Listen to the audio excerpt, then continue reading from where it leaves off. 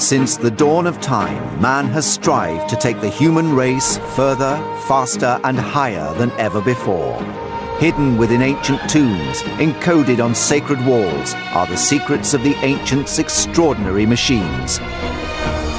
Their visionary designs predate today's cars, trains, and aeroplanes by thousands of years.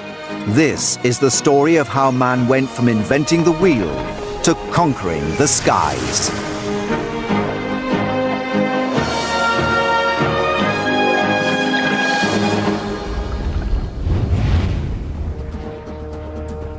Among the debris left behind by the great civilizations of the past are clues that tell us how the foundations of modern-day transport were laid down thousands of years ago. In South America, explorers have discovered this beautiful model of a strange insect. Does it prove that the ancients understood the physics of modern aerodynamics? In China, ancient rocketry inspired man's quest for the stars. But did the first rocket machines really work? Were the first rocket-powered aircraft actually built more than 500 years ago? In Britain, a model maker is planning to test drive a gunpowder-fueled rocket vehicle, once used as a lethal weapon. Did modern dragsters first begin with this 600-year-old bullet car? And in the archives of the Cairo Museum, this mysterious model has been forgotten for 70 years. Now it's being re-examined by 21st century science. Will our groundbreaking investigation unveil that the Egyptians actually understood how to fly 2 millennia before the first flight? These discoveries all lead to the question, were ancient versions of cars and planes far more advanced than we originally thought? The quest for automatic transport is not a modern-day notion. It was very much on the minds of the ancients. 2,500 years ago, ancient Greece was at the zenith of its powers. Greek ideas, goods, language, and culture dominated the Eastern Mediterranean. At the heart of its infrastructure lay a seemingly intractable problem. How could people avoid the need to travel hundreds of miles by sea to get to a place just 4 miles away by land? Let's say you were traveling from Athens to Sicily. You had to take your ship all the way around the outside of the Peloponnese. And when you've got a combination of currents, winds against you, and 200-meter high cliffs, it's an ideal situation for pirates who lived down in the peninsulas there to row out, throw your sailors overboard, and take over the ship. So it was a hazardous business taking your ship around rather than over. This navigation nightmare inspired the Greeks to set out on an epic building project in the 19th century. The result is one of the wonders of modern Greece, the Corinth Canal. Cut deep into the steep cliffs and around 75 feet wide, the canal is a triumph of industrial-age engineering. It was completed in 1893. Over 2 millennia too late for the ancient Greeks. So how did the ancient Greek engineers really overcome what seemed like an impossible challenge? The first person to have the idea of transporting ships over the Dialkos was probably the tyrant Periander in the 6th century BCE. And he realized that by building a roadway, he could reduce the friction for haulage across from one side to the other. It's now believed that this simple limestone runway holds the key to discovering the Greeks' ingenious solution. The ancient Greeks would have used one of the first mega movers in history, a crane, to raise the superships out of the water. Using a sophisticated system of pulleys, the vessels were hauled onto trolleys by hordes of slaves and oxen. With the pre-cut grooves guiding the trolleys, this was the ancient world's first railway. I'm not talking about a truck that is only 2 axles with a total of 4 wheels, but I imagine something with multiple axles, with multiple wheels. And as you make up your way across the Dialkos, you have to keep the wheels of the trolley very strictly on course with these grooves. Otherwise you get into all kinds of trouble as you pull the ship over. For over 1,300 years, the Diolkos Railway powered the trading empire of the central Mediterranean. Yet it remains one of history's great lost opportunities. In the 1st century, the brilliant inventor Heron of Alexandria developed the world's first steam ball. Had he made the small leap to mastering pistons, we would have had, perhaps, the world's first ever automated railway system. None of these innovations would have been possible without the invention of a single, simple concept: the wheel. In its 5,000-year history, the wheel has completely transformed how we travel. How did we get from this simple circle to today's monster vehicles? The answer begins with the greatest road builders and chariot makers, the Romans. They built an astonishing network of roads with staggering precision, but we're only just discovering how advanced their vehicles really were. This vehicle is called Carruca Dormitoria. In the center of this word you already find the modern word car, which shows us the importance of the Roman technology and development. This ancient vehicle mirrors the design of the first modern-day cars, built more than 2 millennia later. The wheelbase can be reconstructed by tracks found in Roman roads, so we have an idea how broad those cars were in Roman times. 2,000 years ago, Roman cars faced tough terrain that could ruin any wooden vehicle. How did their transport survive such a battle? The answer is an early version of an essential component of today's vehicles, the suspension system. Like a modern car, this ancient vehicle has got a suspension system. The whole coach box is swinging on these ladder straps, and on one hand are suspended by those metal rings, on the other hand by this decorative and also functional element, which depicts the goddess Victoria. This technology changed the car from a method of transport to an integral part of Roman life. We're only just beginning to fully understand how much car culture was a part of the ancients' life. Here in the Evros region of northern Greece, archaeologists have uncovered a treasure trove of ancient artifacts. Professor Triantafylos is leading an investigation to discover the secrets that lie locked within this Roman burial ground. Secrets of the ancient chariot makers. Looking at the wheels of the chariots unearthed at the burial ground, we can conclude that their shape suggests a fairly advanced development. This design survived right up to the 1960s in the region's villages. The case takes another twist when the team uncovers the ancient artifacts that the Romans buried with their dead. Here in the graves where they cremated the dead, funeral gifts were placed next to the body. Generally, the artifacts are made from glass, copper, and some gold jewelry.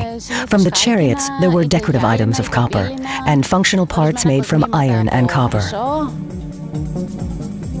The Evros find is an amazing discovery. Not only was transport a vital part of life in the ancient world, but important enough to take into the afterlife. Treasures buried with the carts show the enormous value the ancients placed on their vehicles, just as many people do with their own cars today. Transport was a sophisticated and highly valued aspect of life in the ancient world that man was continuously trying to improve and develop. But a remarkable find has turned everything we thought we knew about the ancient world on its head. Within these pages are extremely advanced designs for the first fully automated car, powered by steam. The racing cars of the 21st century are built using the latest technology and travel at speeds of over 200 miles an hour. Yet these million-pound racing cars would never have made it into existence without the technical savvy of the world's first car manufacturers. In the 1400s, an Italian doctor named Giovanni Fontana developed a vehicle for the sick and immobile that was to change history. He did compile a manuscript which is called De Rebus Bellicis, while he was a doctor, in which he describes a strange vehicle whereby an invalid could actually move himself forward, a bit like a modern wheelchair. He would pull on ropes, which through pulleys would eventually turn the axles of his vehicle. Using Fontana's original designs, we can reconstruct the machine that allowed humans to power themselves for the first time.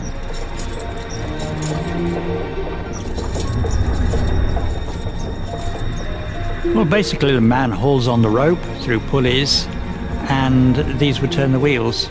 So you are really hauling yourself along, but getting a lot of advantage by using block and tackle rather than just pulling yourself. Giovanni's visionary design saw an interconnecting series of gears powered by a person pulling on a rope. Part bicycle, part car, part sedan chair, this astonishing contraption signaled the dawn of a new era in which man moved using a machine.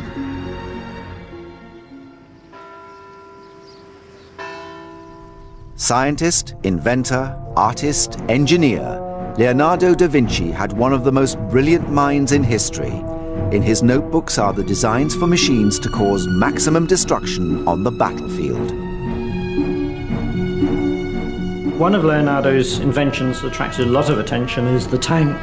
What it consists of is a conical roof with a viewing slit around the top, made of heavy planks, and around the edge of it are a series of guns which can fire in a completely all-round direction. And inside there are two cams, these things you turn, which then operate the wheels. So Leonardo envisages this device firing from all its guns, probably deafening the people inside, pushing into the enemy and causing mayhem.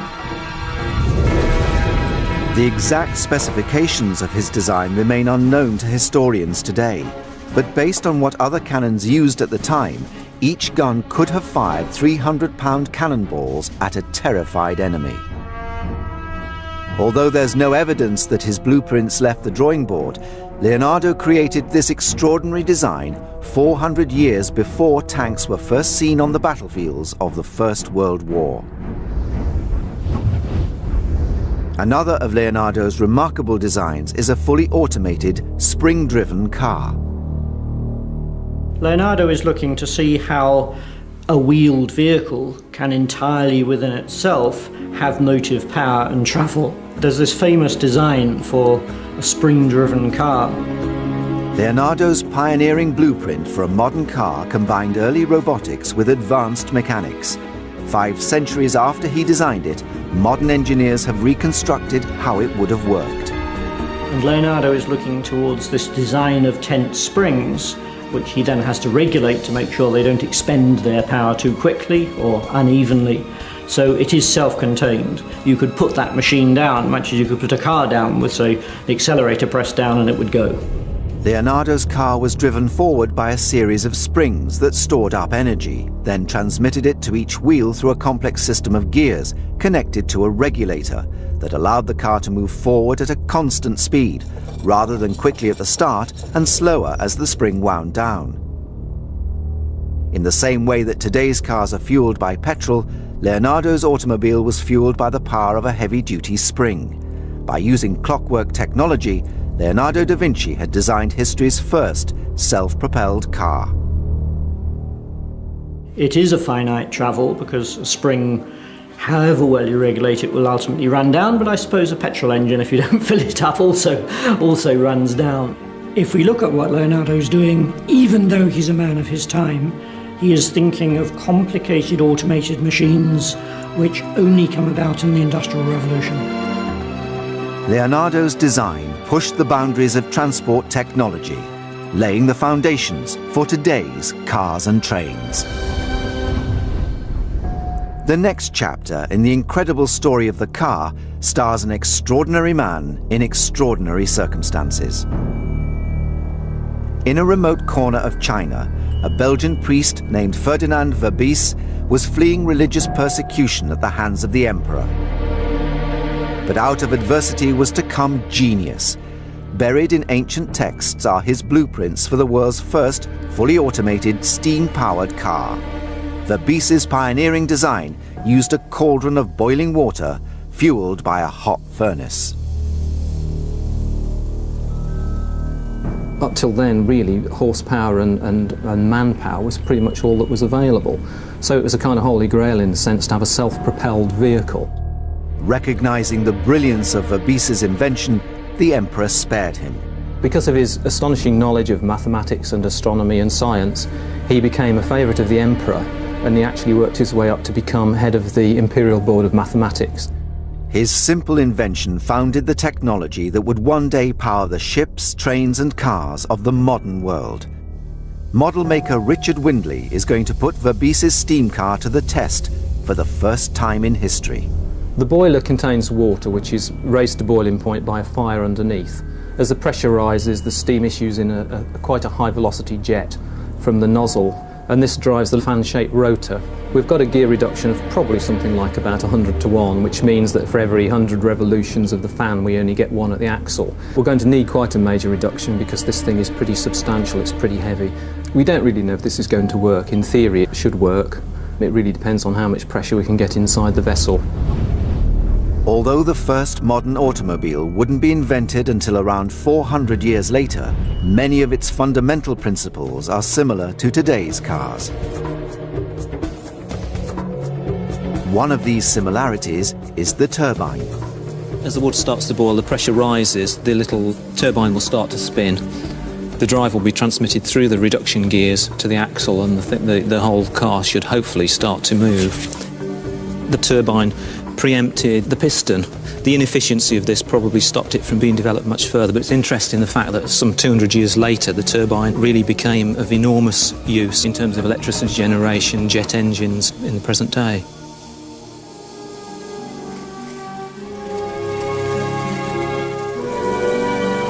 The cars, trains and ships of the Industrial Revolution all stem from a turbocharged kettle on wheels.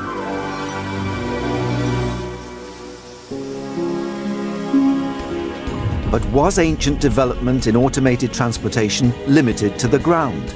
A new look at the ancient texts has revealed an intriguing clue to the ancients' mastery of air power. Is it conceivable that they actually took to the skies with rocket-powered aircraft?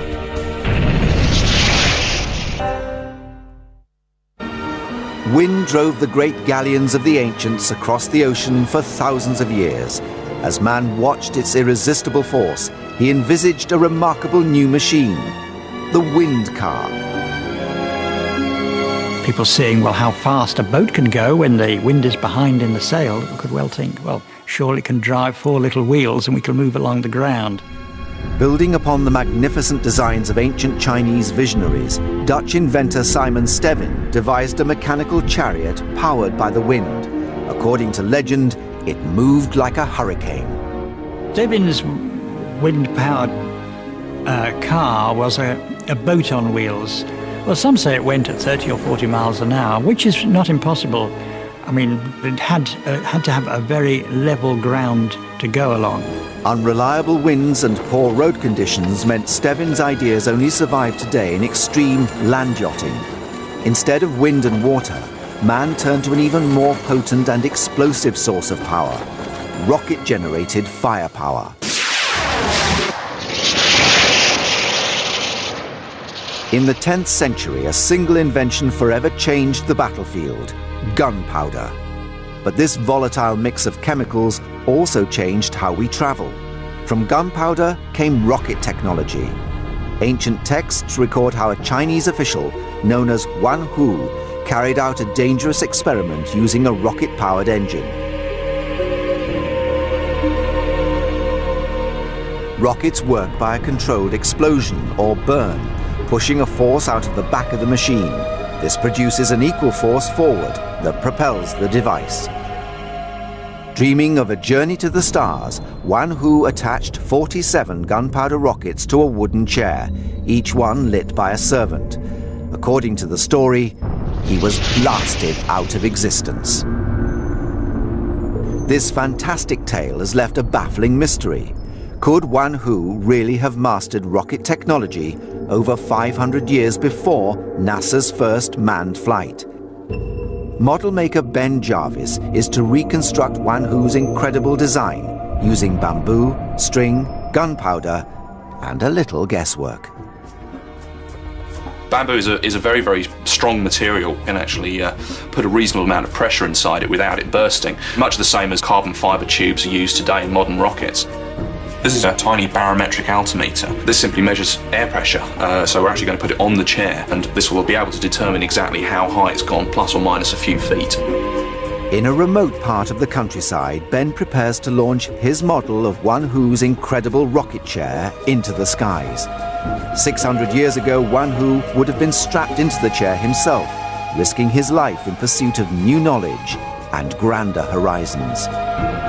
The principles on which these gunpowder motors work are basically exactly the same as NASA's rockets. Obviously NASA use liquid fuels, which are slightly more complicated and slightly higher performance, but in terms of the combustion of materials in order to produce thrust, they're basically exactly the same.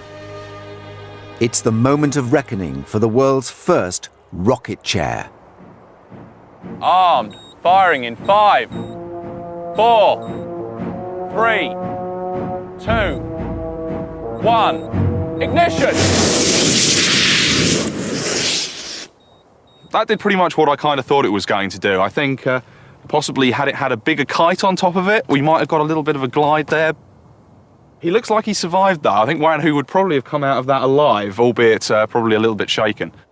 I think basically that we've proven that Wan Hu's 1500s design probably was a little bit flawed. So I think this time round we're going to use modern technology and a bit of modern aerodynamics knowledge to see if we could actually get Wan Hu up into the sky in a slightly more spectacular fashion. Ben makes a crucial alteration to his model. This time he places the gunpowder engines beneath the chair, just like a modern space rocket. Firing in 5, 4, 3, 2, 1, fire!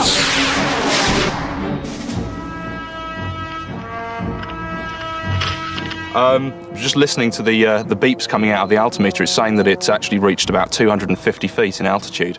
So that's a big improvement over the 3 feet that the last one reached. So as I said, I think it's all down to modern aerodynamics. By putting some fins at the bottom and launching it upwards rather than horizontally, Wan Hu went a lot further, but unfortunately I think he's probably suffered at least a broken ankle, possibly worse. So all in all, I doubt it's going to catch on as a viable form of transportation, to be honest. Today, Wan Hu's remarkable legacy is written in the sky. NASA has named one of the moon's craters after him. It took the West 5 centuries to master this new Eastern rocketry, but when it did, it created a vehicle straight out of the future. In the 15th century, Venetian engineer Giovanni di Fontana unleashed the rocket car with a single brilliant invention: gunpowder fuel. Gunpowder fuel burns in an explosive but controlled way, taking place over a period of time instead of all at once. Not far from Northampton is Santapod Raceway, home of European drag racing. Here, dragsters reach speeds of over 300 miles per hour, drawing upon the explosive technology Giovanni Fontana developed 600 years earlier. It set the world record last year over the standing quarter mile at 336 miles an hour. The trouble with anything that's thrust driven like this is no drive through the wheels, so you're relying on the air to move the mass. Once the mass is moving, then the jet will actually pick up speed. It sucks air in the front, squeezes the air in the compressor, introduces fuel in the combustion chamber, where it creates an explosion, where you get an expansion of air, and then it blows it out the back into the exhaust. But Fontana's revolutionary rocket car has never been tested in practice. Richard Windley plans to change that. Basically, all we have is a vehicle with rollers. He called it the fleeing tortoise, so we've some idea of the scale of it. It's powered by a standard black powder rocket. Black powder rammed into a tube under quite high pressure until it becomes almost solid. This slows the speed of burning down so it doesn't explode, although they quite often do explode as well. we're on unproven ground, really. It may go straight, it may spin round, it may overturn, it may explode. It'll be interesting to find out. It's the boom or bust moment for Fontana's rocket car.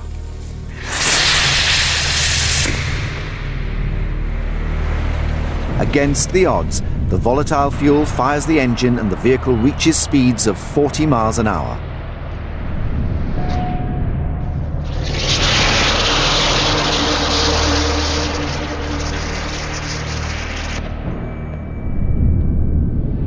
Richard's historic test run at last proves that a little-known Italian inventor is the father of today's super speedsters. Well, that seemed to be reasonably dramatic. Probably went about 30, 40 yards. Yeah, that was good. This was no innocent innovation, but a 600-year-old weapon of terror. We've got to bear in mind that these things would be carrying incendiaries. That whole thing would be flaming as it hurtled towards the enemy. If they were setting off whole barrages of these things, the effect would have been absolutely terrifying.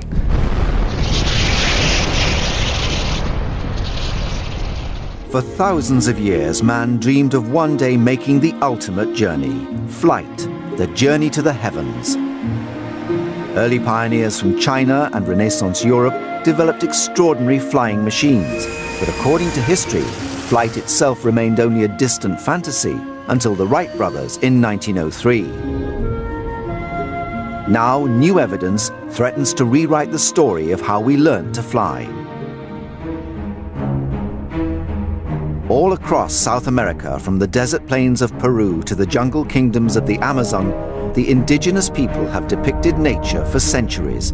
We've discovered the secrets of their culture through murals, pottery, and artifacts.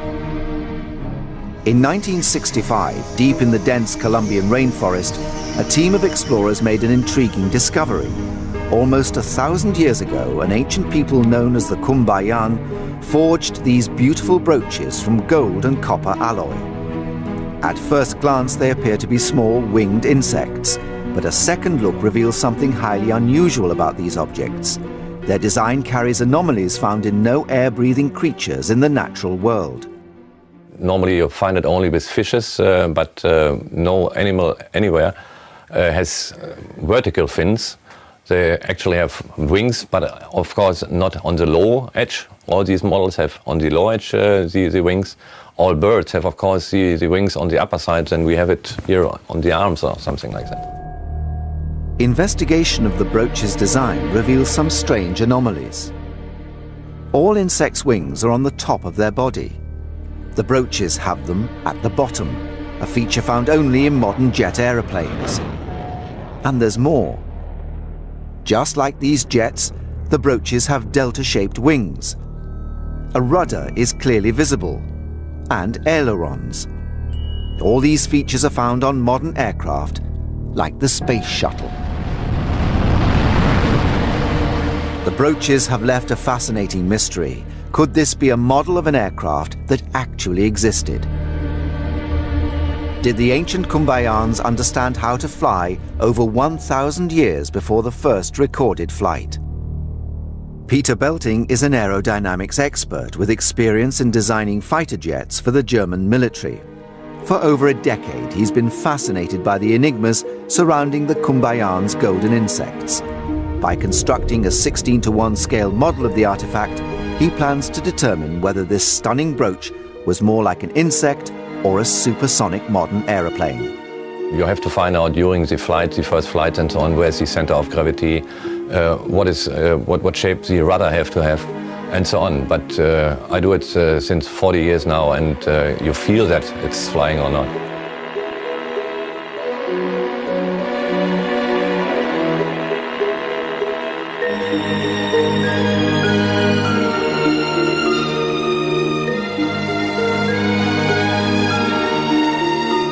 The results are stunning. What was once dismissed as a piece of jewelry modeled as an insect actually flies like a 21st century aircraft. We know about 20 of these similar artifacts, and they are something all the same shape. And it was quite interesting, but we don't know the actual purpose of that. Peter's pioneering research has prompted a re-evaluation of how the skies were conquered. But the true origins of the oldest flying machine may prove to be even earlier. In the Temple of Osiris in Egypt, a stunning, some say chilling discovery has been made that's ignited controversy amongst scholars. Inside the temple, the walls are encoded with hieroglyphics over 2,000 years old. Cut with incredible precision into the ancient rock, these images record the secrets of how generations of pharaohs lived and died. While Egyptologist Dr. Ruth Hover was photographing one of the wall panels, she made a startling discovery. There was a lot of rubble at my feet, and it looked to me like it had fallen off and incised in the stone itself of this oldest temple along the Nile were these figures. I think the images are of ancient technology. They appear to duplicate technology that we now have. At the bottom appears to be a depiction of an aircraft with a clearly defined rudder. At the top is a shape that resembles a helicopter. To the right of this is a streamlined water vessel, below which is what appears to be a submarine. These simple images have ignited a fierce debate amongst Egyptologists and researchers, a debate that challenges all that we thought we knew about the ancient Egyptians. There is something unexplainable and mysterious in this place. Some of the theories say that people came from space to teach the ancient Egyptians. Especially, they say these shapes look like a helicopter. But are we just projecting images familiar to our own civilization onto these ancient symbols? I research the anomalous, things that other people aren't willing to look at because they can't figure them out. I'm more than happy to look at them. And there's more. Piecing together other clues from the walls of this sacred tomb, Dr. Ruth Hover believes she's deciphered an ancient code containing a message left 2,000 years ago. A message that the Egyptians planned to stay hidden until the day our society was ready to decode it. Down in the corner of that famous picture, there are a series of symbols, and the numbers are 9. They come out to 9. And 9 is also the number of the planet Mars. Did we come from Mars, or was Mars a stopping place, or was this a symbol that we were just arriving at the ability to get to Mars? We're still uncovering the mysteries of Egypt. It's very exciting. And there's a further twist to the riddle of the ancient Egyptians and flight. 100 years ago, in the oldest known pyramid in Egypt, explorers uncovered a cache of artifacts. Their findings were left ignored and forgotten in the vaults of Cairo Museum for decades. Among them, this small wooden carving. It looks like a bird. It's got a beak marked on, it's got an eye marked on, it's got markings on the tail. It probably was painted with further detail. At first glance, this 2,000-year-old model may seem insignificant, yet the more the Saqqara bird is studied, the deeper the mystery surrounding it becomes. Maybe it was a toy, maybe it was a weather vane, maybe it's a model of something that actually flew. We don't know. In the sacred tombs of the pharaohs lies a treasure trove of artifacts that the ancient kings kept to help provide passage to the afterlife. Many of these beautiful objects are actually scale models, chariots, ships, or figures that the pharaohs had crafted to exacting precision. Given this evidence, the question is, could the Saqqara bird be the blueprint for an ancient aircraft? Beneath the shifting sands of the Giza Plateau are the secrets of the most mysterious ancient civilization of them all, the Egyptians. Even today, scholars remain baffled by the immense complexity of their designs and sheer scale of their ambition.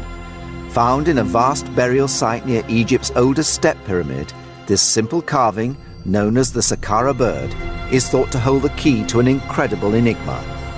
The most startling feature of the Saqqara bird is its aerodynamic precision. The shape of the wing and the fuselage bear similarities to modern-day aircraft engineering. Could the ancient Egyptians really have possessed the technology of flight over 2,000 years ago? Man's always seen the birds and he's wanted to fly himself. And I think the Egyptians thought that flying was a godlike property, and maybe this was their transcending to become gods. One of the ways they would do it would be through flight. Simon Sanderson is an aerodynamics expert, long fascinated by the Saqqara bird. By using the latest scientific techniques, he hopes to find out if the ancient Egyptians developed a model for a full-size flying machine. Employing cutting-edge technology developed by the University of Liverpool, he will conduct the ultimate flying test. The top of the wing is curved on both the leading and the trailing edge, which is not quite the same as a modern-day wing, but is a shape that will give some type of aerodynamic properties. Theory after theory has sought to demystify the Saqqara bird. Now state-of-the-art science will seek to crack it once and for all. The Saqqara bird has provoked this fascinating discussion as to whether the ancient Egyptians did actually know how to fly. After painstaking 3D analysis, Simon and his team begin to construct a model of the Saqqara bird. We're actually going to make a model of the Saqqara bird which is 5 times bigger than the original, because the original was very small. The Saqqara bird is definitely the first step on the way to the understanding of aerodynamics.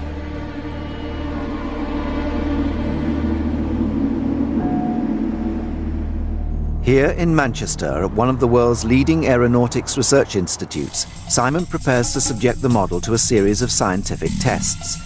This groundbreaking analysis will at last reveal the secrets of the Saqqara bird's aerodynamics. Using this high-tech wind tunnel, the team builds a complete picture of how the ancient wooden carving would have reacted had it ever flown. By introducing smoke into the tunnel, the team can see clearly whether the model has the aerodynamic properties of flight. Over 20 miles an hour. We're running the glider at a constant speed, slowly increasing the angle of attack and then measuring the forces which it's producing. That way we can learn about its flight characteristics. The results are promising. At 10 degrees we're producing about a couple of newtons of lift.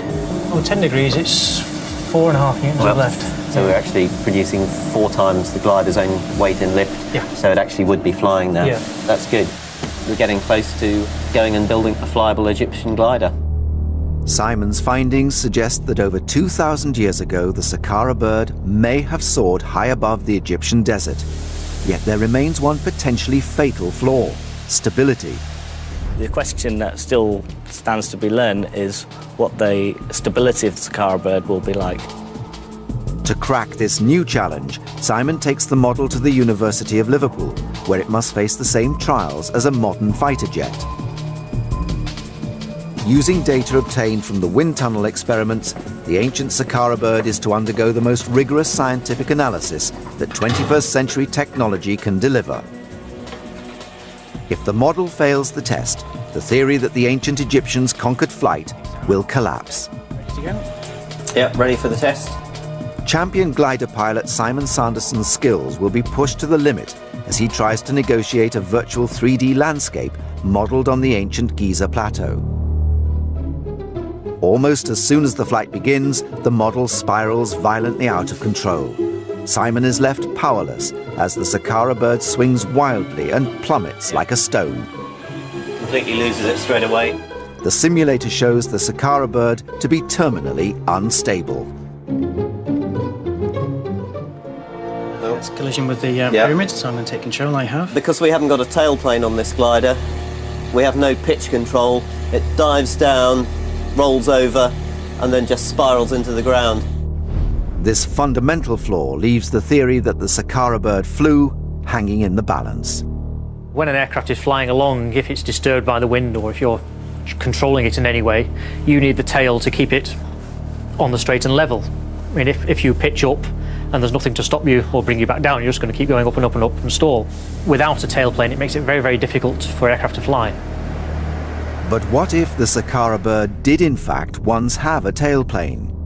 At the rear of the carving, a segment has broken away at precisely the point where a tailplane would have been fitted. Back at the wind tunnel, Simon and his engineers make the crucial adjustments to the model. With the tailplane added, the revamped Saqqara bird produces a completely new set of aerodynamic data. No one knows if the modifications will be enough to save the Saqqara bird from once again coming crashing down to Earth. Feeding this new data into the flight simulator, Simon will carry out the final test flight of the Saqqara bird. These last few minutes will determine whether his mission ends in success or failure.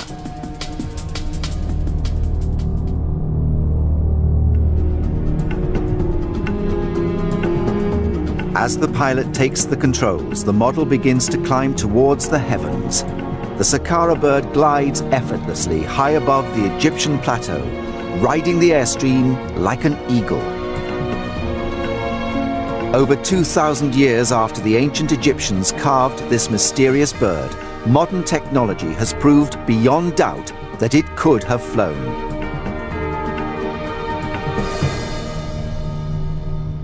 It was incredible. The Egyptians had very sophisticated knowledge in other areas, so why not in aerodynamics as well? There remains another unanswered question. Could the Egyptians have stumbled unwittingly upon a brilliant design, never realizing its incredible aerodynamic properties? The ancient Egyptians had this model and held it out in the wind, which is probably their equivalent of a modern-day wind tunnel. They would have felt that it had lift, and they'd have definitely looked as to why it produced lift. They probably wouldn't have come up with the modern understanding of lift, but they would have definitely understood something about the properties of the wing. Our discoveries of the ancient world's secrets have transformed our understanding of how aeroplanes, trains and automobiles first came into being. Does modern man take too much credit for pushing the boundaries of engineering? Are we merely reinventing the work of the ancients? If we are just at the tip of the iceberg of how the ancient world really worked, what new inventions remain hidden, ready to rewrite the history?